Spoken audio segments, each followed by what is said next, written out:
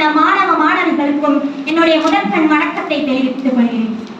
நான் உங்கள் முன் பேச எடுத்துக்கொண்ட தலைப்பு ஒரு சாதாரண மனிதரின் பெயர் அல்ல, ஒரு புரட்சி மனிதரின் பெயர். அவர்தான் தந்தை பெரியார் அவர்கள்.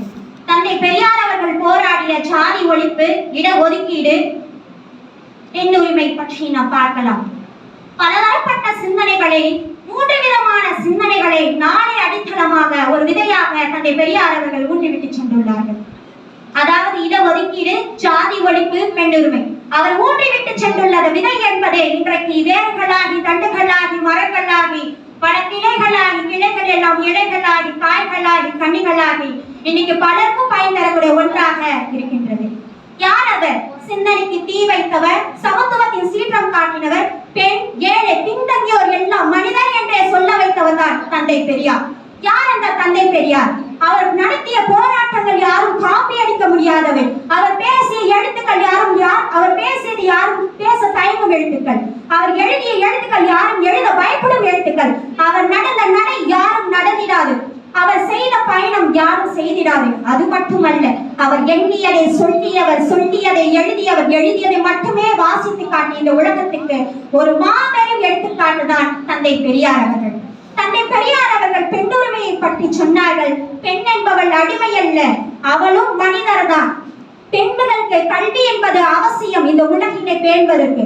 ஒரு நாட்டினோட முன்னேற்றம் என்பது ஆணினோட வீரத்தில் மட்டுமல்ல, பெண்ணினோட ஞானத்திலும் இருக்கின்றது என்று உலகிற்கு உரைக்க சொன்னவர் தான் தந்தை பெரியார் அவர்கள்.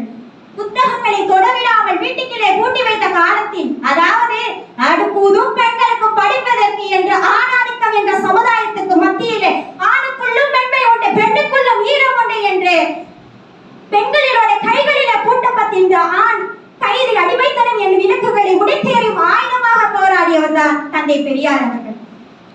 தந்தை பெரியார் அவர்கள் பெண்களுக்கு ஜாதி, பழக்கம், மரபுகள் ஆகியவற்றை கட்டுப்படாமல் ஒரு சுதந்திரமான பறவை எப்படி இந்த உலகத்திலே வளம் வருகின்றதோ அது போன்று ஒரு பெண் என்பவள் இந்த உலகத்தை வர வேண்டும் என்று சொன்னார். அது மட்டுமல்ல, பெரியாரோட இலக்கு என்பது ஜாதி ஒழிப்பு தான். அதாவது ஜாதி என்பது மனிதனை மனிதனாக பார்க்க முடியாது. ஜாதி என்பது மனிதனை கொள்ளக்கூடிய ஒரு நஞ்சாக இருக்கிறது. இந்த சமூக முன்னேற்றத்துக்கு ஒரு தடையாக இருக்கின்றது என்பதை தந்தை பெரியார் அவர்கள் கண்டார்கள். அப்போது தந்தை பெரியார் அவர்கள் சொன்னார்கள், கேரளா மாநிலத்தில் வைக்கம் என்ற ஒரு நகரத்தில் ஒரு மிகப்பெரிய ஒரு போராட்டம் நிலவியது. அந்த போராட்டம் என்பது தாழ்த்தப்பட்ட மக்கள் இந்த வைக்கம் என்ற மகாதேவன் கோயிலுக்கு செல்வதற்கு நடக்க கூட அனுமதி கிடையாது. அந்த அக்கிரமமான அநியாயமான அந்த சூழ்நிலையில கூட அந்த அநியாயத்திற்கு எதிராக தந்தை பெரியார் அவர்கள் தன்னுடைய உயிரை பணயம் வைத்து போராடினார்கள்.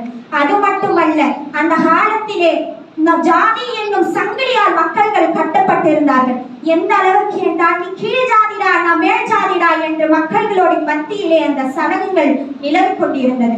அப்போது எந்த அளவுக்கு என்றால், பள்ளிக்கு செல்வதற்கு ஒரு ஜாதி, தண்ணீரை எடுப்பதற்கு ஒரு ஜாதி, கோயிலுக்கு செல்வதற்கு ஒரு ஜாதி, திருமணம் செய்வதற்கு ஒரு ஜாதி, ஜாதி ஜாதி என்று முழக்கம் ஏற்பட்டிருந்த கொண்டிருந்த மக்களுக்கு மத்தியிலே ஒரு மனிதரின் குரல் நிலவியது. அது சாதாரண மனிதரின் குரல் அல்ல, ஒரு நம்ம தந்தை பெரியார் அவர்களின் குரல். தந்தை பெரியார் அவர்கள் இடஒதுக்கீட்டை பற்றி சொல்கிறார்கள். இடஒதுக்கீடு என்பது உன்னுடைய உதவி அல்ல, அது உரிமை. அதாவது அனைத்து மக்களின் ஒரு சமநிலைக்கு கொண்டு வருவது மட்டும்தான் அதோடைய நோக்கமாக இருக்கின்றது.